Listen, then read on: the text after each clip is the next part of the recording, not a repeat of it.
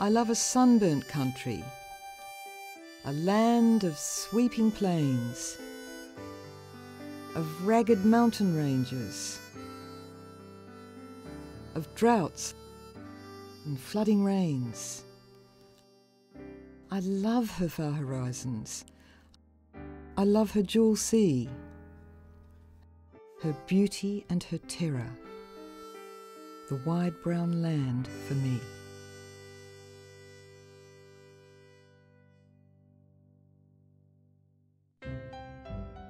Hello, I'm Libby Hathorn, Australian writer and poet, and I learnt to recite that poem, all 6 verses of it, when I was only 9. You may have heard some of that poem, but not the story behind it of Dorothea Mackellar, the poet's life.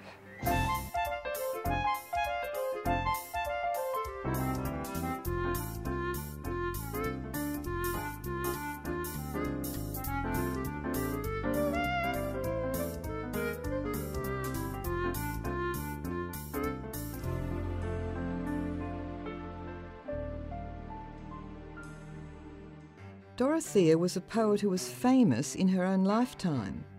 For many Australians, she captured the soul of the country. And if you like secrets, she was an expert, keeping a secret diary with a code no one could crack till, well, more about that later. I'm here at the State Library of New South Wales, where there are books, of course, but way more than books. It's a place of magic to me.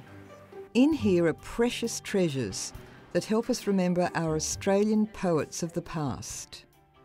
Manuscripts and letters in the actual poet's handwriting, no computers then, photos, paintings, sketches, and even a lock of Dorothea's hair. Isabel Marian Dorothea Mackellar was born in 1885 in Sydney. A lucky child, Dorothea, as she was always called, grew up in a beautiful house near the harbour.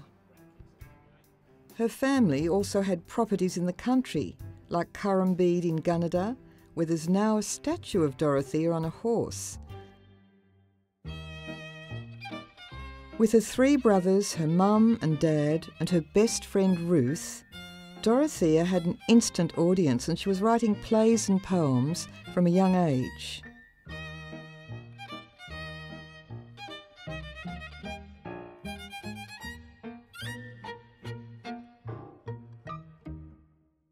Girls in families like hers weren't expected to go to work, so there was plenty of time for writing and submitting her poems for publication.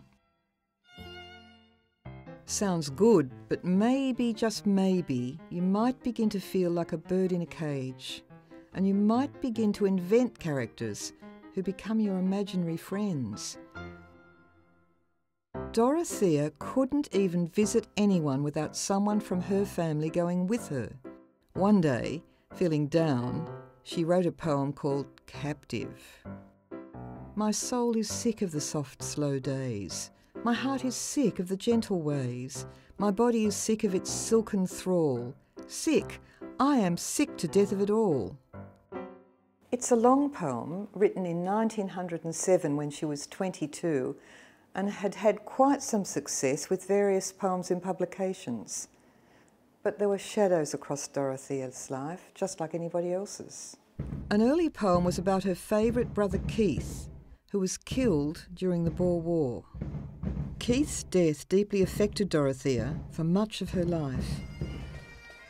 When would I like to die, without a cry, in a hard-fought fight where blows are dealt, and the death strokes less than a girl's kiss felt? So would I die. She was young and energetic, and her poetry appeared in English and American magazines. In 1912, her first novel, The Little Blue Devil, was published, which she co-wrote with her childhood friend, Ruth Bedford. There's some dispute about when Dorothea actually wrote her most famous poem, My Country. Some say it was on her parents' property, and others that it was in London while she was really homesick for Australia. Here it is in her own handwriting, which is amazing and thrilling to me. We're also lucky to have this treasured book, hand-painted by Jessie Hilder. And what inspired the poem? To start with, there was the breaking of the drought and the miracle of the green mist of new grass on the farm. Core of my heart, my country, land of the rainbow gold. For flood and fire and famine, she pays us back threefold. When England declared war on Germany in 1914 and Australia joined in, Dorothea immediately volunteered to work for the Red Cross with her friend Ruth. And her diaries show a general interest in the politics of the time, especially since Australia was one of the first countries to give women the vote. And they note some of her romances, and even an engagement. But how do we really know what she thought about? It took a long time, but finally a researcher in this very library cracked Dorothea's secret code.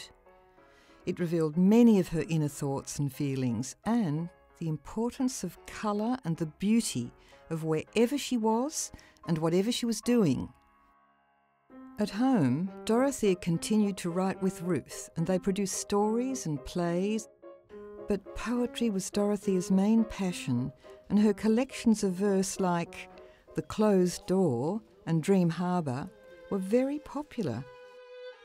She belonged to literary clubs and was even one of the founders of the New South Wales Society of Women Writers that still meets in this library 90 or more years on. In later years, Dorothea moved into Sintra, a house not far from here in Darling Point Road, and her brother Eric and friend Ruth came to live with her, and she continued to write, her last poem being published in 1943.